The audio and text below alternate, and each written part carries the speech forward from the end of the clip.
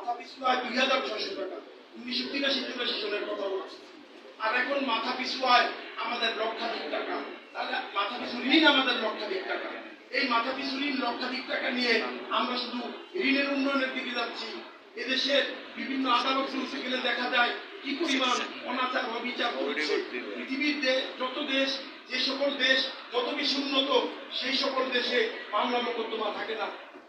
যত ভালো দেশ, যত উন্নয়নকামী দেশ, যত সুখী দেশ, সেই দেশের জেলখানায় আমার কয়েদিদের পরিমাণ থাকে না। অনেক জায়গায় জেলখানা বন্ধ করে দেওয়া হয়। আমাদের দেশে সেই রকম আইন প্রতিষ্ঠা করতে হবে। আইনের যে ধারাগুলো আছে, ব্রিটিশ আমলের সেই ধারা পাকিস্তান আমলে পরিবর্তিত হয় নাই। এখনো আমাদের দেশে সেই আইনের ধারাগুলো অব্যাহতভাবেই আছে, পরাধীন। অর্থাৎ ব্রিটিশরা যে আইন দিয়ে আমাদেরকে শোষণ করেছে, পাকিস্তানিরা যে আইন দিয়ে আমাদেরকে শোষণ করেছে, সেই নাগরিকরা এখনো শোষিত, বঞ্চিত এবং লাঞ্ছিত।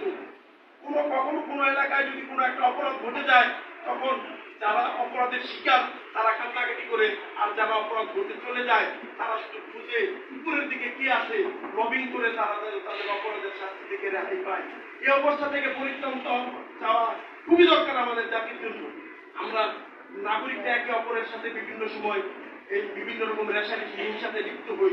এই অবস্থা থেকে পরিত্রাণের জন্য অবশ্যই পার্লামেন্টে যারা এমপি হিসাবে কার্য পরিচালনা করতেছে, তাদের দায়িত্ব, ১ নম্বর দায়িত্বটা হওয়া উচিত দেশের জনগণের পক্ষে আইন তৈরি করা, নতুন আইন তৈরি করা, যে আইনের ফলে নাগরিকদের মধ্যে পারস্পরিক একটা ভালো সুসম্পর্ক সৃষ্টি হবে, রেশারেশি হবে না।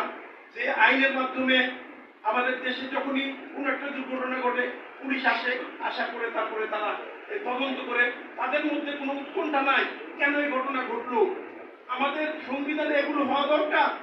যে কোনো স্থানে কখনো যদি কোনো দুর্ঘটনা ঘটে, কোনো অপরাধ ঘটে, কেন সেই ঘটনাটা ঘটলো, এই জন্য আইন প্রয়োগকারী সংস্থা বা পুলিশ অথবা অন্য কোনো সংস্থাকে তার দায় জবাবদিহি করতে হবে। যে তোমার এলাকায় তুমি দায়িত্ব নিতে থাকে, তুমি প্রতি মাসে বেতন দাও, অথচ তোমার এলাকায় কেন এই অপরাধ ঘটলো।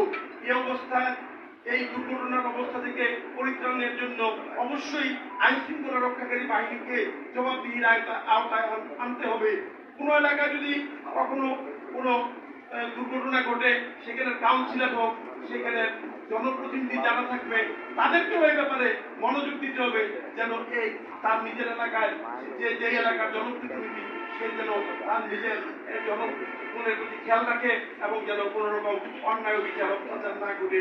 আমাদের দেশে যে আইন বঙ্গবন্ধু জাতির জনক বঙ্গবন্ধু শেখ মুজিবুর রহমান বলে গিয়েছিলেন যে বিচার